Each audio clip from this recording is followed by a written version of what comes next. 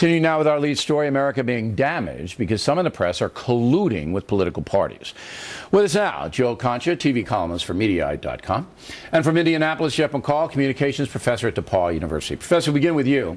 Many in the national media, in general now, are covering for President Obama. Do you believe that, first up? Well, in many ways, yes. But let me say this, I don't think it's in a conspiratorial fashion. I think the situation is more nuanced than that. Journalists are products of the culture in which they work, and studies show that most newsrooms are filled with reporters who lean left. Also, we've got reporters who are coming from journalism schools, and many of those schools have ideological bents as well. So it's not surprising to me that many reporters would be sympathetic to a narrative coming from the Obama White House, for example, about the debt issue. And I agree with you. I don't think it's a giant conspiracy that they all meet in Key West and decide that this is how we're going to help President Obama. That doesn't happen, but it is a culture. Now, this is more disturbing, Professor.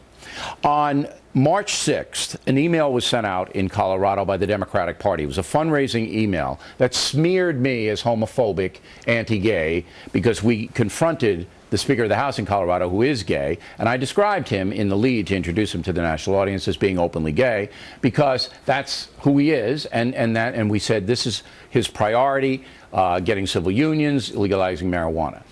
4 days later, the Denver Post almost uses the exact same language as that Democratic fundraiser in an editorial column attacking me as a homophobe and whatever. That, I think, is collusion, Professor.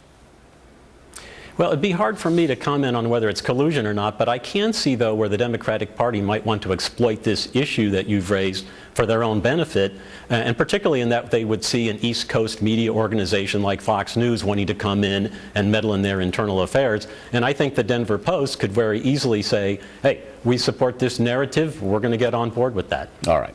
Now, you, Joe, work at Mediaite, which is primarily left-wing. It's full of left-wing writers. Not everybody. No, but primarily. Okay? Now, it's a website. It doesn't purport to be objective. So, yes, it's stacked up. But you also follow the national news. You know, you watch everybody. Sure. And I'm saying now that the objective reporting is breaking down, and opinions and actually allying with political parties, as MSNBC allies with the Democratic Party, and some accuse Fox of allying with the Republican Party. That's what's happening now. Do you see that? Bill, you bring up MSNBC, and it's a good point. I'll give up a macro example because I can't speak to the Denver Post and the Democratic Party in Colorado as far as if they're colluding or not. It's speculative. There's a lot of evidence, but it would be speculative. Okay. In MSNBC's case, back in December, 4 primetime hosts were invited to go to the White House. Now, that's not terribly out of the ordinary, but that visit was not on the president's schedule. Those hosts did not promote this in any way. If you were going to the White House, Bill, would you, on your show for a week, say, hey, I'm going to be sitting there with President Obama? I report back to the folks what happened there. Of course. Absolutely. So nothing was said. Afterwards, nothing was talked about as far as what went on in that meeting.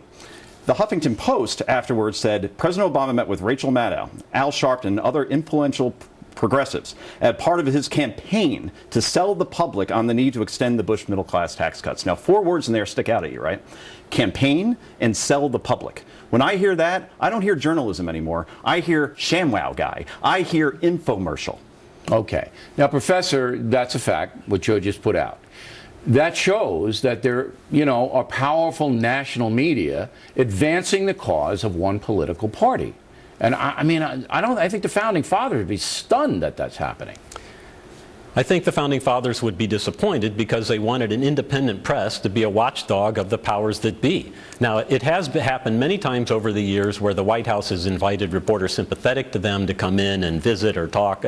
And of course, the White House calls on sympathetic reporters at press conferences and whatnot. So I don't think that's unusual, but I do think there is a blurring of that objectivity line, and we don't see that standard in journalism like we used to, because a lot of journalists are into advocacy journalism, and they're perfectly fine with that. Well, if you're a commentator like I am, you're allowed. If your entire news organization, you're not. And the Denver Post is colluding with the Democratic Party in Colorado, and that's the most powerful paper by far in the state. And you're seeing what happened. Good legislation's getting knocked down. Folks aren't even getting to vote on it.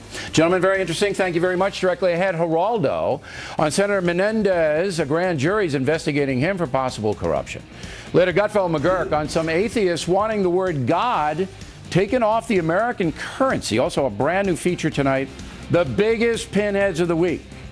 Those reports after these messages.